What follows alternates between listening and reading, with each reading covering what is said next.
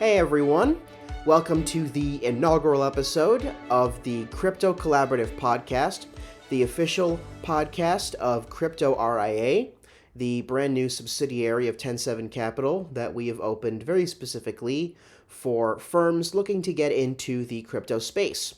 My name, as always, is Tyler, and this is our man of the hour. Timnihill here.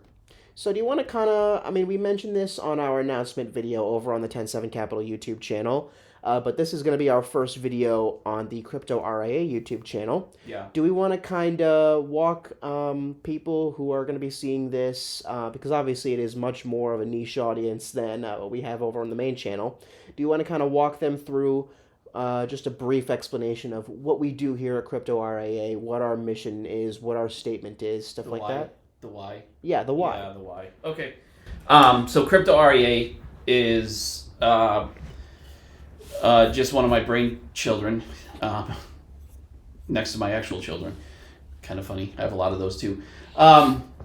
It's a firm built for advisors by advisors. And what I mean by that is throughout my career in corporate and in finance, I've had a tendency to kind of be on the forefront of things, right? So everybody talks about fiduciary and ERISA fiduciary work. You know, I was basically first to market with that. And when I say first to market with things, I'm like in the original core group of people doing this stuff. From there, I was in the 401k and pension consulting space, helping proliferate advisory work with 401ks. And then I got into the ETF world and bringing ETFs to the market, both on a wealth management side and then putting them into retirement and 401k plans, which is kind of funny because at the time everyone's like, this will never work, and now every 401k has an ETF. So this has evolved because it's a massive need for financial advisors. Advisors have no idea, and this isn't, it's a little bit of a stereotype, but this is just based on our conversations because you run the entire gambit. But I think a lot of advisors have no idea what really crypto is and blockchain technology, the tokenization of assets. And everybody is about to be forced to adopt and adapt to it in a very, very short period of time. So if we're recording this and timestamping this in November of 2025, by the time June, July hits of 2026, crypto is going to be the biggest conversation that every financial advisor is going to have, and they're not ready for it. Mm-hmm. So I just said, I've gotten a lot of requests because we've been in the crypto and digital asset space since 2017, 2018. I've had a lot of people come to us like, hey, we need help. So we built Crypto RIA to help financial advisors get into digital assets.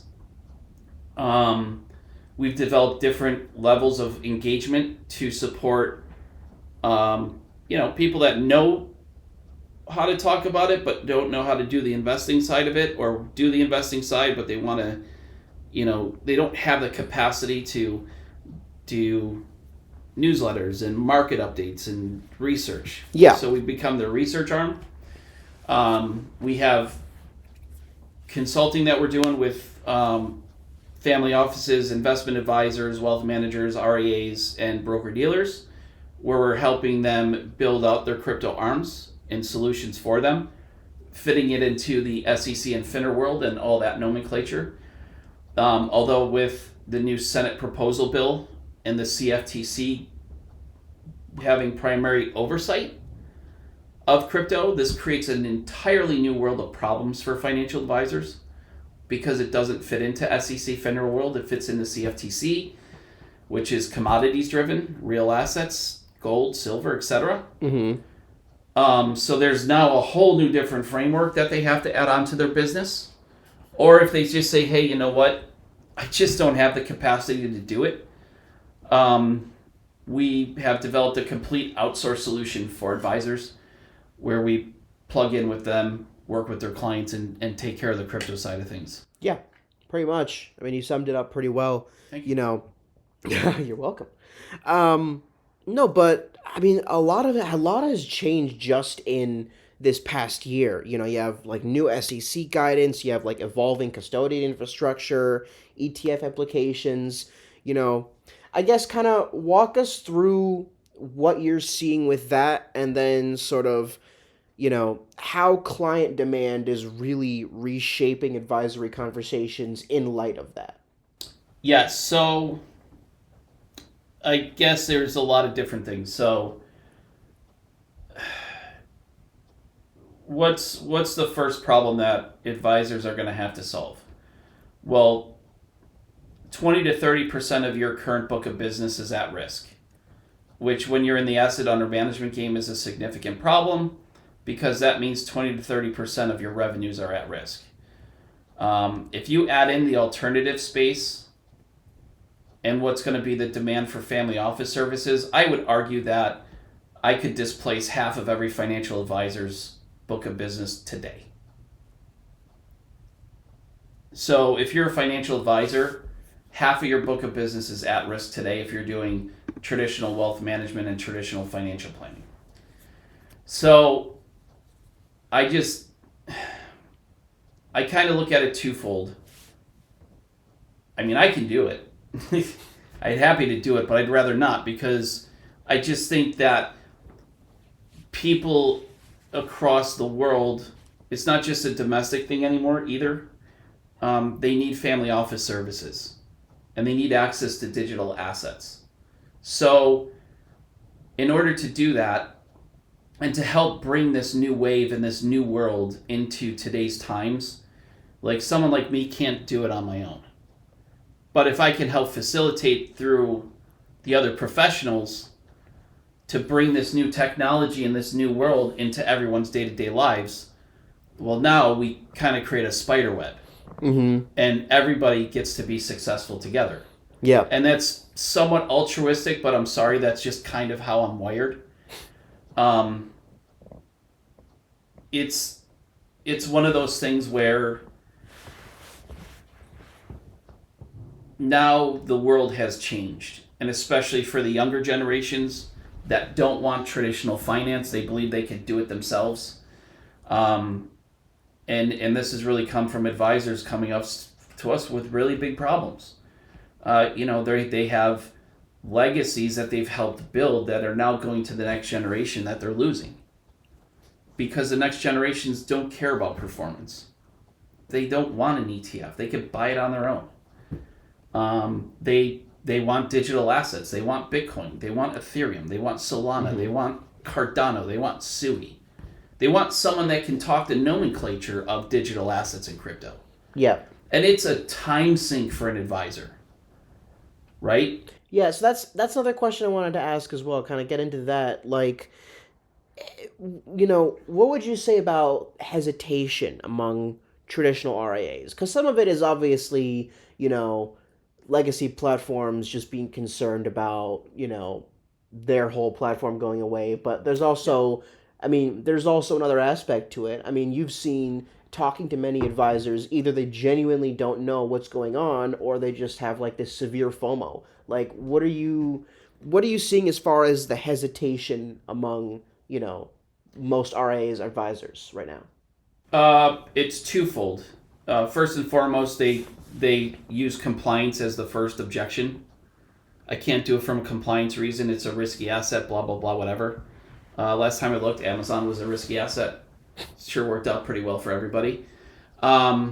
And I don't know how you could call something like Bitcoin a risky asset when it's been the best performing asset class and investment for the last 17 years. The media always goes nuts whenever Bitcoin goes down slightly because they're like, the crash is here, the crash is here. Right. And then if you look at the overall 4-year, 5-year growth, it's been a continuous uptick. But it's an uptick, but it's the realization that the entire world that you've built your life on financially is a fraud. It's fraudulent.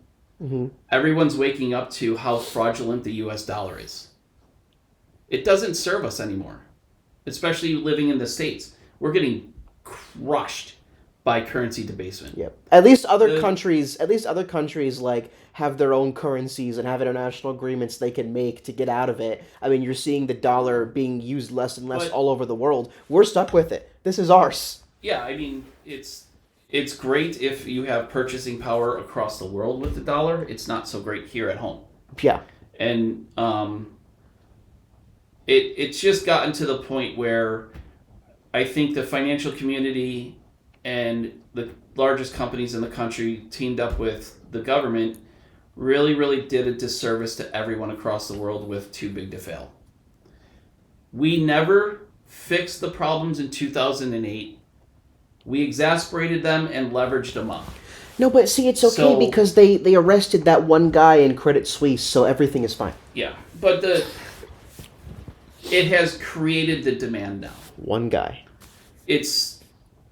We've gone from this world of, and this goes back to the financial advisor, financial planning community. It's gone from what I've been doing for the last 40 years no longer works to I now have to adopt and adapt to an entire new world, which means my infrastructure needs to change, my compliance needs to change, my conversations need to change. I can no longer be my golfing buddy or their golfing buddy, advisors, attorneys, like those professionals that people have defaulted and given all of their assets and trust to are being completely changed and wiped out. Mm-hmm. The crux of it is, the objection is, oh, this is a fraud and this is bull crap. I have other people I look up to as investment gurus like a Ray Dalio, who is telling you that the empire has fallen, the economy's changing, and 15+% of your assets have to go to gold and Bitcoin. Mm-hmm. So the problem with that is, as an advisor, you now have to be able to talk about the nomenclature of it. You now have to be able to adapt and have a completely different conversation than anything you've had before. And the other thing it does and puts at risk is your asset allocation models. And this happened at my old BD. I built a model, a blockchain crypto model, that over a rolling 12-month period of time beat their best asset allocation model on their entire platform by 100%. I was just talking about this with your uncle, who's our ops guy.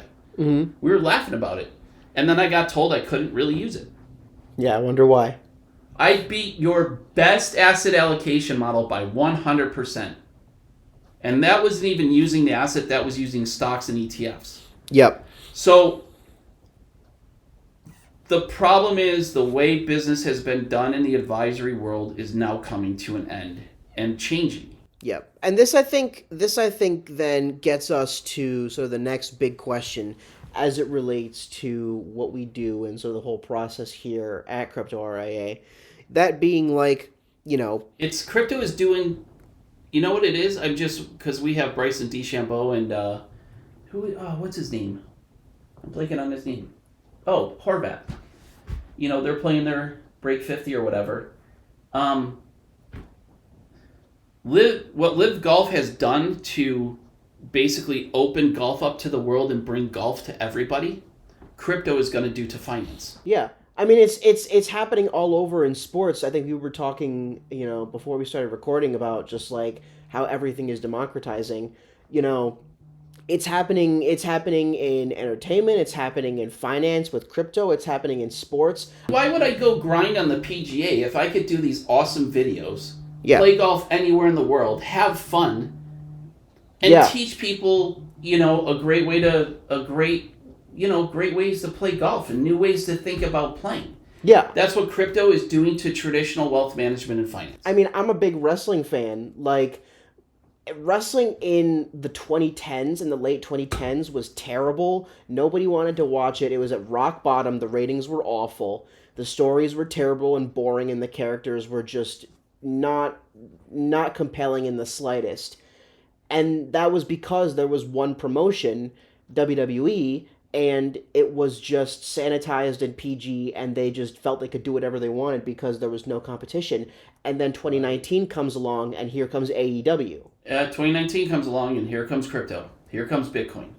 Yeah. And when you do your homework on Bitcoin and you have the understanding, like I studied engineering and finance in college at probably the hardest engineering school in the world, and you understand that you can program energy. Yeah. It's Bitcoin is programmable mathematics and energy, right? Not only that, but like it's basic capitalism that I feel like the market itself has forgotten. Competition is good. I mean, if we go back to the wrestling analogy, what happened? No, I'm serious. Like what happened after AEW came along? Not only did we get amazing stories and amazing feuds in AEW, Yeah. but we got probably the best like 3 or 4 years of WWE content with the Bloodline and with that whole story with Cody Rhodes. You're right. You look at what's happening in wrestling.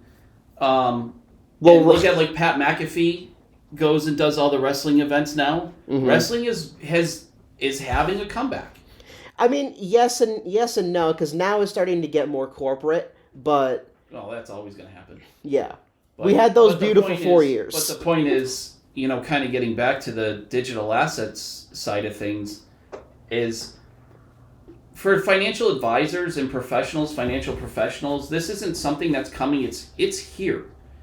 Larry Fink just went across the world for the past week talking about the tokenization of assets, everything going digital, and then everything coming into question around the U.S. dollar. And I worked at BlackRock. I was high up at BlackRock for years. So I know Larry personally. He probably doesn't remember me from a hole in the wall, but but you know him. I have an observation, and you can tell, like, he seems very reinvigorated to be in the business again. At some point, I want to hear your Larry Fink stories. I don't really have any. I mean, it was just one of those things where we went to dinner and we got some wings. Yeah. No, I didn't get wings with him. But but there was in, like, my job is to study the room and find the opportunities. I'm an opportunity guy. Mm-hmm. Right? I've always been that way. I just see an opportunity and I figure out how to capitalize on it. That's why I was so good in corporate. I didn't have a role. I was just a strategy dude. Hey, we have new markets. We find new opportunities. Tell us where they are and how to build it. Right? So in my reading the room and with all the conversations that are happening, like this is happening right now, these are things that are coming to us because of our experience in the space first. And like, I had a conversation with an advisor who's down in Florida. He's like, referred by a friend, didn't want to have the conversation. He goes, I wanted to hate you before we had this phone call, but I like you a lot. And I said, yes, because I'm a finance guy. I'm not a crypto bro. And honestly, the crypto bros piss me off. Oh my God. They have, the arrogance on these people is like none other, as with everything. They give it a bad name. Totally. Like, if you really want to change the world for the better, then you have to get into the weeds and the mud to help people out. Yeah, stop putting like a little cartoon ape on your profile picture and thinking you're like a revolutionary. Right, I'm talking to you from my white tower in the Cayman Islands. Like, no offense, dude, but shove it. I hate especially, I was talking with you earlier about this, like I hate especially when like YouTube channels get hacked and then they put up like live streams of like Michael Saylor talking about Bitcoin. It's like, what do you think that makes people think about Bitcoin? Michael Saylor found he had a real life issue. He had a massive issue. He couldn't compete with Microsoft. How can you compete with Microsoft? And then he realized, he was like, I'm sitting on a ton of cash because the government's just giving cash to corporations that are publicly listed to keep them afloat. That's why their stock prices are so inflated according to fundamental analysis. And then all of a sudden he's like, what the hell is this Bitcoin thing? And then same thing happened to me. I was like, I get the concept of it. I didn't really dive into it until I had a lunch meeting where I had my friend who took a Fidelity large cap fund from like 20 million to 7 billion and then left. Because you can't manage money at Fidelity. You can only allocate, and then you have to work within the constraints of the entire system because of rules, regs, ownership, all that good shit. And the back and forth, it was a 3-hour lunch, and I went, at the end of it, I'm like, shoot, there is something here. And then when you really do your homework, you read that white paper, The only thing Bitcoin was meant to solve was eliminating middlemen in transactions. That's it. It's technology that moves at the speed of light, that solves transaction problems and eliminates middlemen telling you what you can and cannot do with your money. Go to the bank, take out $20,000. Good luck. See how easy that is to do. It's a pain. Where does a bank get off telling you what you can and cannot do with your money? Exactly. So now, go take out your $20,000, find all the crap that bank is going to give you in taking it out because that money is actually not in the drawer, and then you'll solve and realize the problem that Bitcoin solves.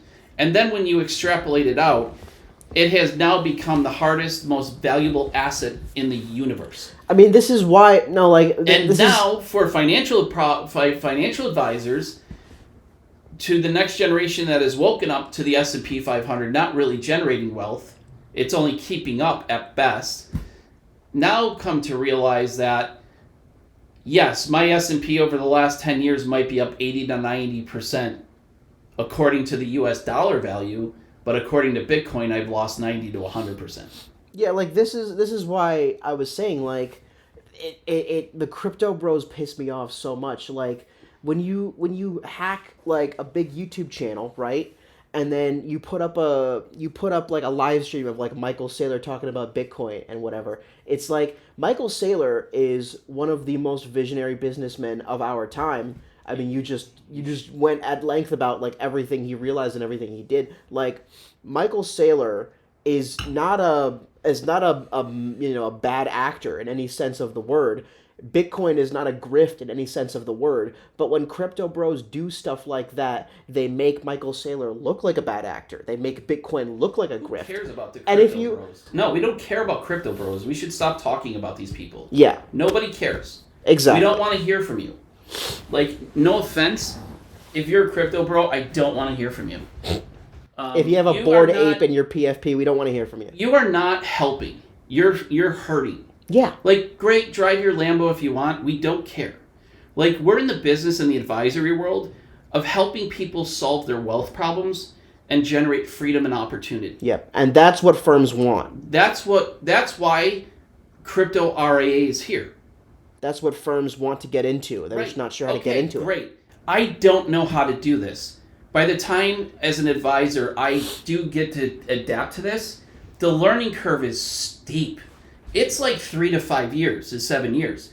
And it's not like, here's the other problem that advisors have. This is not like you can go hire somebody to step in and come into your firm and do this for you, because there's no one out there that knows this stuff, that can translate it into the traditional finance system, that can take from the FINRA perspective, the SEC perspective, etc. And this isn't just some asset that you add into your asset allocation model. That's not what crypto is. Crypto blockchain tokenization is now your asset. So you have to be able to talk about the asset. And then you have to be able to talk about the different blockchains, what they solve, what they're worth, where they have. And then you have to come with, holy crap, now I got people that are really getting into it. And this happened with, a friend of mine. He doesn't want to do crypto. He's another person down in Florida. So he sent one of his families to me so we could help him out on crypto. And we not only do they not want to buy the ETF because they want to hold the asset, right? Okay, great. We can help you do that. We will manage that for you. But then they're like, well, you know this space across the board. So now we want you to carve out some of our equity allocation, and we want you to build our own stock, preferred stock, and bond allocation focused specifically around artificial intelligence, the next generation of technology, digital assets, crypto, Bitcoin, and mining. So not only do we get the crypto, but now we're running the equity sleeve that has the exposure to... It just happened organically. Right. This is just all coming out of problem solving. And then from there, so that's the parents, the son, and the second level of people, their two sons, they're coming to us because we are solving their storage problem. Because the people that have gotten into this and understand what this is, because it's like getting in on gold before everyone knew who California was and what California was. Is, okay, I'm the first with this stuff.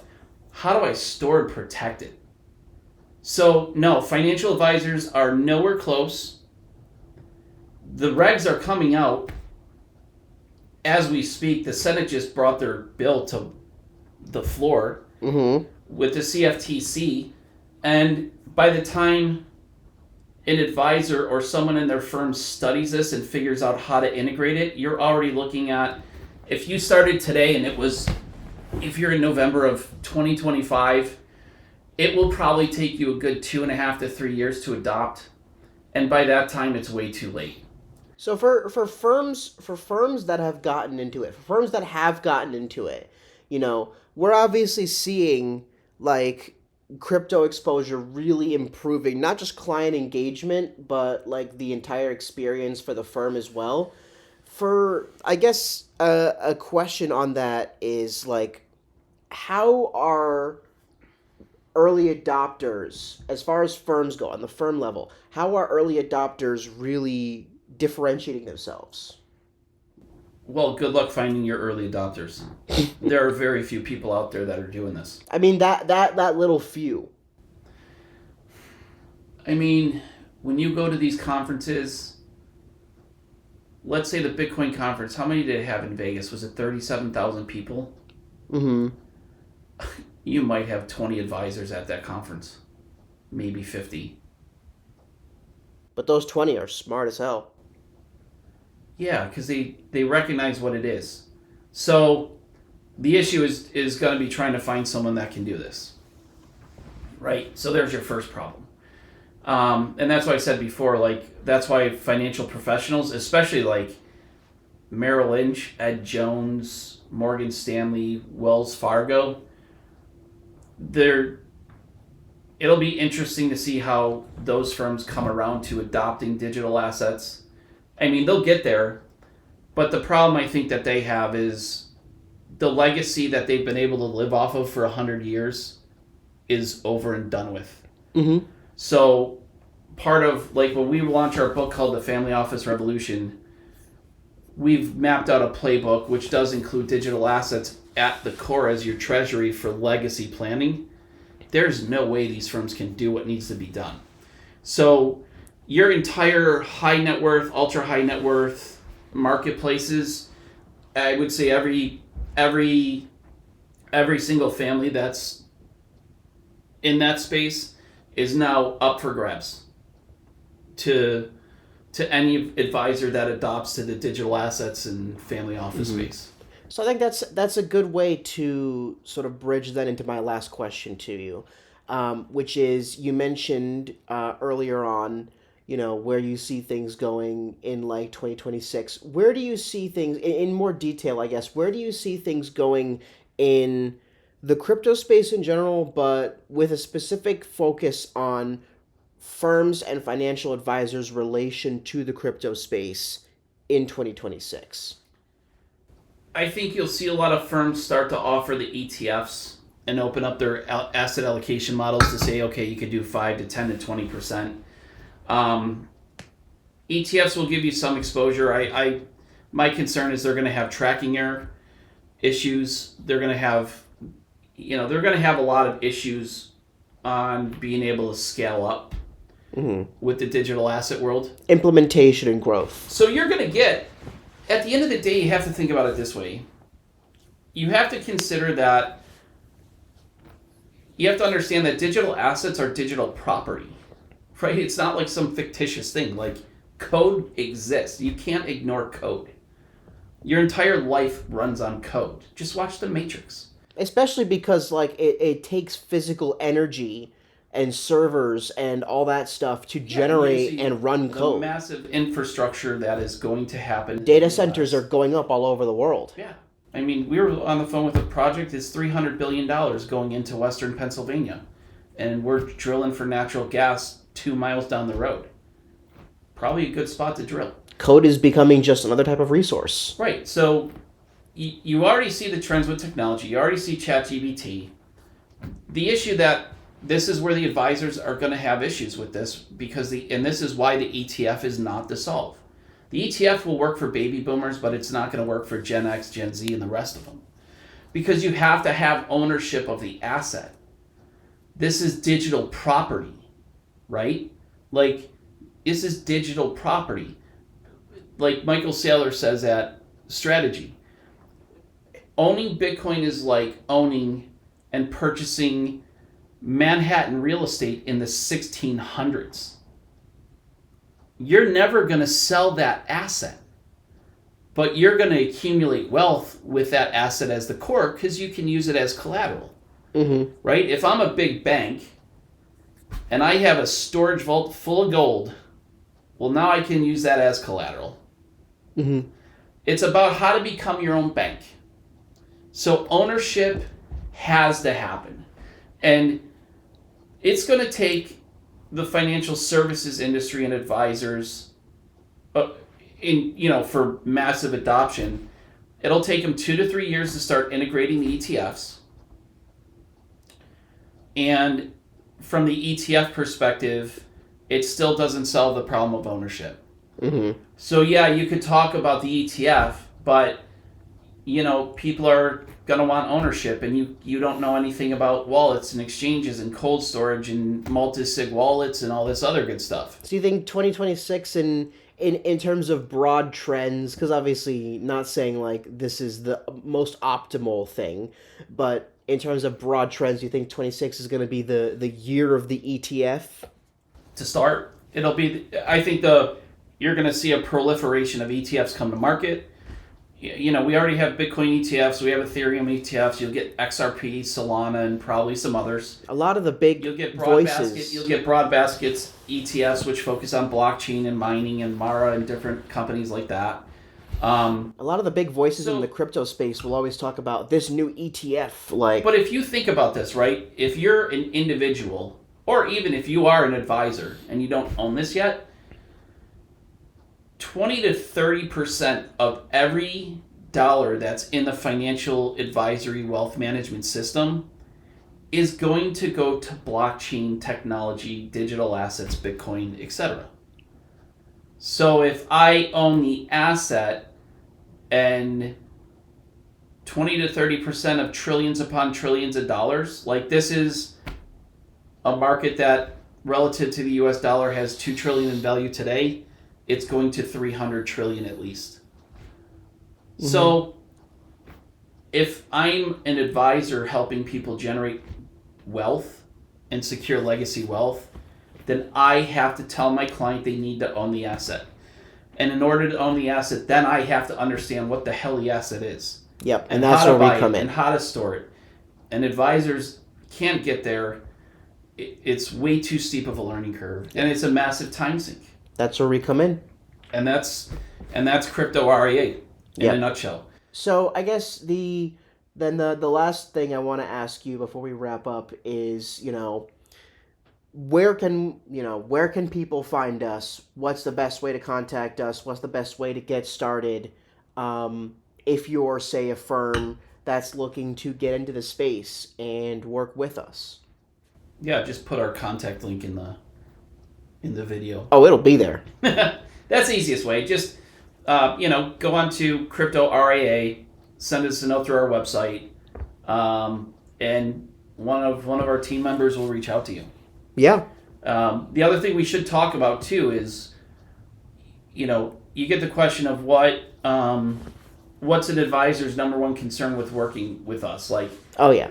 So you already have the hurdles you need to overcome to adopt to this asset class. We've already demonstrated that it's not a new asset class, it's now your new way of living. And so what's the greatest threat to an advisor? It's, I'm going to lose revenue and lose clients. If you don't work with someone like us and you can't do this, you're absolutely going to lose at least 20 to 50% of your book and revenue. So that needs to be thought about. And then the second part is, like I said before, I've been in the advisor, broker-dealer, institutional space for I don't even know how long anymore. So I worked with advisors and helped them build their businesses from the ground up I've been doing that over 20 years. We're not in the business to take clients from people, right? Like the advisors are our clients. So we put it in our agreements like, hey, this is the arrangement. We're here to help you out. You keep the client, we'll generate revenue together, and we're not here to take people from you. Because I think that's kind of the second wave of how do I protect my business. Yeah. And it's a natural way of thinking, because the wealth management space is incredibly, insanely difficult these days. The margins have been massively compressed. You have people that have bought into this low fee, low cost passive investing bull crap, and it's all crap because it's just a way to, it's like Danny DeVito and other people's money. It's just a way to leverage in Wall Street to leverage other people's money to generate revenue. And that's the other thing with crypto and blockchain is it eliminates a lot of that. Mm-hmm. So we're in the business of working with the advisor. So the advisors are our clients, the broker dealers are our clients. It's not the end user, and we're here to support the financial professional and do well by the end user. Yep. And we're definitely going to be talking more about that whole world in subsequent episodes of the Crypto Collaborative. So definitely be sure, as he said, to, check out our website, send us a wire if you want to schedule a consultation. And obviously, be sure to subscribe to this YouTube channel and our LinkedIn account as well.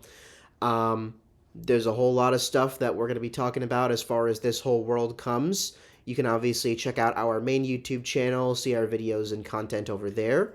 But go to our website and sign up for the Crypto Collaborative. Yeah. Like our monthly research, commentary, quarterly newsletters, market updates, that whole thing. We try not to inundate people's emails with too much, but we do have a regular schedule, and I would say, for a financial professional, it's one of the best ways to keep up with the market because it comes from our point of view. Yeah. Right? It's from our point of view as an advisor, as a wealth manager, on why this is important, and focuses really on that perspective on how to bring it to the end client. Mm-hmm. And you'll definitely be seeing a lot of stuff from our point of view in this podcast. So definitely stay tuned. Look forward to it. We're looking forward to expanding and branching out into this brave new topic. Yeah. Thanks for listening. Share with friends, and we'll see you soon. Cheers. Yep. As always, this has been the first episode of the Crypto Collaborative podcast. My name is Tyler. Timnihill. And hope to see you soon. Thanks for watching.